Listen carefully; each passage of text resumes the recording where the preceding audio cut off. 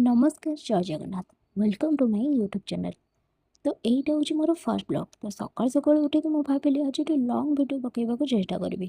ତ ଭିଡ଼ିଓଟା କାହା ଉପରେ ଅଛି ଆପଣମାନେ ତ ଜାଣିପାରୁଥିବେ। ବ୍ୟାକଗ୍ରାଉଣ୍ଡକୁ ଆଭଏଡ଼ କରନ୍ତୁ। ଆଉ ଆଜି ମୋର କଲେଜ ବି ଫାର୍ଷ୍ଟ ଡେ। ଆଉ ଫାର୍ଷ୍ଟ ଡେଟା ମୋର କଲେଜର କେମିତି କଟୁଛି ତ ଭିଡ଼ିଓଟା ଲାଷ୍ଟ ପର୍ଯ୍ୟନ୍ତ ଦେଖିଲେ ଜାଣିପାରିବେ। ତ କଲେଜ ଯିବା ପାଇଁ କଲେଜ ଡ୍ରେସ୍ ପିନ୍ଧିଦେଲି। ତାପରେ ଆଗକୁ ଭିଡ଼ିଓରେ କ'ଣ ହେଉଛି ଶେଷ ପର୍ଯ୍ୟନ୍ତ ଦେଖିବେ। ତ ମୁଁ ଆସିଲି ଫୁଲ ତୋଳିବାକୁ, ଠାକୁର ପୂଜା କରିବି। ଦେଖନ୍ତୁ ଆମର କେତେ ଫୁଲ ହେଉଛି ଦେଖନ୍ତୁ। ତ କେତେ କ'ଣ ଫୁଲ ହେଇଛି ଦେଖନ୍ତୁ। ବେଶୀ କିଛି ଫୁଲ ନାହିଁ, ବାସ୍ ଅପରାଜିତା ଫୁଲ ଆଉ ଗୋଲାପ ଫୁଲ ଆଉ ଟଗର ଫୁଲ, ବାସ୍ ଏତିକି ହିଁ ଫୁଲ। ବଟ୍ ଗୋଲାପ ଫୁଲ ଦେଖନ୍ତୁ କେତେ ହେଇଛି। ଏବେ ଗୋଲାପ ଫୁଲ ହିଁ ଅଧିକ ହେଉଛି। ତ ଏଇ ଗୋଲାପ ଫୁଲକୁ ଯଦି ବିକିବି 10 ଟଙ୍କା 15 ଟଙ୍କା କରିକି ବଢ଼ିଆ ବେପାର ବି ହେବ। ବାସ୍ ଏମିତି ସବୁ ଫୁଲ ଗୁଡ଼ା ତୋଳିକି ନେବା, ତାପରେ ଠାକୁର ପୂଜା କରିବା। ଚାଲନ୍ତୁ। ତ ଦେଖନ୍ତୁ କେତିକି ଫୁଲ ହେଲା। ଏତିକି ଫୁଲରେ ଠାକୁର ପୂଜା ଆରାମସେ ହେଇଯିବ, କାରଣ ଆମର ବେଶୀ ଠାକୁର ହିଁ ନାହାନ୍ତି। ଆଉ ଗୋଟେ ଗୋଲାପ ଫୁଲ ହେଇଛି ମାନେ ଆକୁ ଟିକେ ମୁଣ୍ଡରୁ ନ ଖୁସିଲେ ତ ହେବନି ନା। ଯେତେ ଯାହା ହେଲେ ଝିଅ ପିଲା ତ ଟିକେ ମୁଣ୍ଡରୁ ଖୁସି ଦେବା।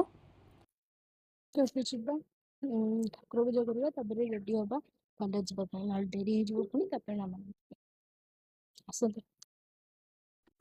ତ ଦେଖନ୍ତୁ ଏବେ ଠାକୁର ପୂଜା ସରିଗଲା। ଆମର ଏତିକି ହିଁ ଠାକୁର ଅଛନ୍ତି। ଆଉ ଏବେ ଯିବା କଲେଜ ପାଇଁ ବି ରେଡ଼ି ହେବାର ଅଛି, ଖାଇବା ପିଇବା।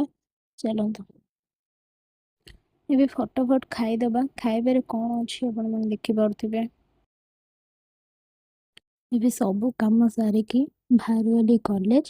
ତ ଯେହେତୁ ଏବେ ନୂଆ ନୂଆ ଟିକେ ମୁଁ ବାଟ ଜାଣିନି, ତ ମମି ଗାଡ଼ିରେ ନେଉଛି। ତାପରେ 2-3 ଦିନ ପରେ ଅଭ୍ୟାସ ହେଇଯିବ, ସାଇକେଲରେ ଯିବି। ତ ଏବେ ବାଟରେ ଯାଉଛୁ, ତାପରେ କଲେଜ କେମିତିଆ କ'ଣ ସେସବୁ ବି ଦେଖିବେ। ବାସ୍ ଭିଡ଼ିଓରେ ଶେଷ ପର୍ଯ୍ୟନ୍ତ ରୁହନ୍ତୁ, ତାପରେ ଜାଣିପାରିବେ ଆମ କଲେଜ କେମିତିକା। ତ ଚାଲନ୍ତୁ।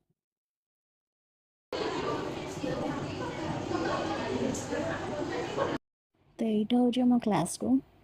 କ୍ଲାସ୍ ଷ୍ଟାର୍ଟ ହେଇନି, ତ ପିଲାମାନେ ସବୁ ଏବେ ବସିଛନ୍ତି, ମଜାମସ୍ତି କରୁଛନ୍ତି।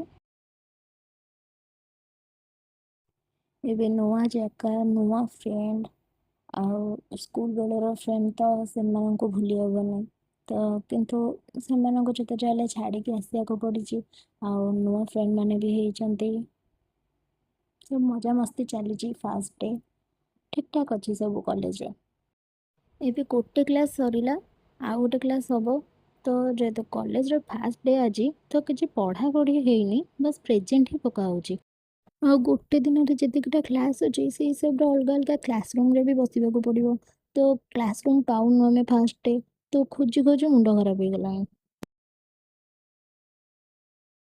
ତ ସେ କ୍ଲାସ୍ ରୁମ୍ ଖୋଜାଖୋଜି ଭିତରେ ମୋତେ ଭୋକ ବି ଲାଗିଲାଣି। ଆଉ ପିଲା ସେପଟେ କ୍ଲାସ୍ ରୁମ୍ ଖୋଜୁଛନ୍ତି, ମୁଁ ତା ଭିତରେ ଆସି ଏଠି ଖାଇଦେଲି। ଆଗ ପେଟ ପୂଜା, ତାପରେ ଯାଇକି ଯାହା। ତ ଦେଖନ୍ତୁ ଟିଫିନ୍ରେ ମୁଁ ଆଣିଛି ଚକୁଳି ଆଉ ଆଳୁ ମଟର କଷା। ତ ଏବେ ଫଟାଫଟ ଖାଇଦେବା, ତାପରେ ସେପଟେ ସେମାନେ କ୍ଲାସ୍ ରୁମ୍ ଖୋଜିକି ପାଇଲା ଭିତରେ ମୁଁ ଖାଇକି ତାପରେ ଯିବି କ୍ଲାସ୍ କରିବି। ଏବେ ଦେଖନ୍ତୁ ଏଇଟା ହେଉଛି ଆମ କଲେଜର ଗେଟ୍ଟା। ତ ଏଇପଟୁ ଏଣ୍ଟ୍ରି କରାହେବ। ଆଉ କଲେଜ କେମିତିକା କ'ଣ ମୁଁ ସବୁ ବୁଲେଇକି ଦେଖେଇବି। ଏବେ କ୍ଲାସ୍ ନାହିଁ, ତ ସେଇ ଟାଇମ୍ରେ ମୁଁ ଭିଡ଼ିଓ କରିଦେଉଛି।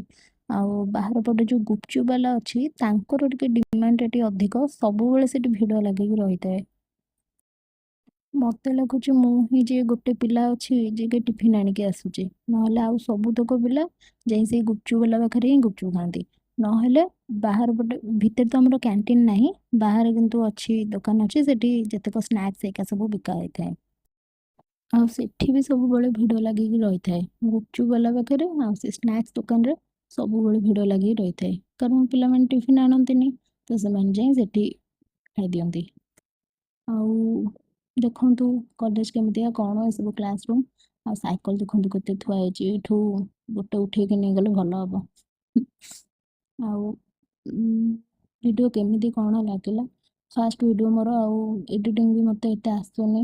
ତ ଯେମିତି ଯାହା ହେଇଛି, ଯଦି ଭଲ ଲାଗିଥାଏ ତାହେଲେ ଗୋଟେ ଲାଇକ୍ କମେଣ୍ଟ ସେୟାର କରିଦେବେ, ଆଉ ସବସ୍କ୍ରାଇବ୍ ବି କରିଦେବେ।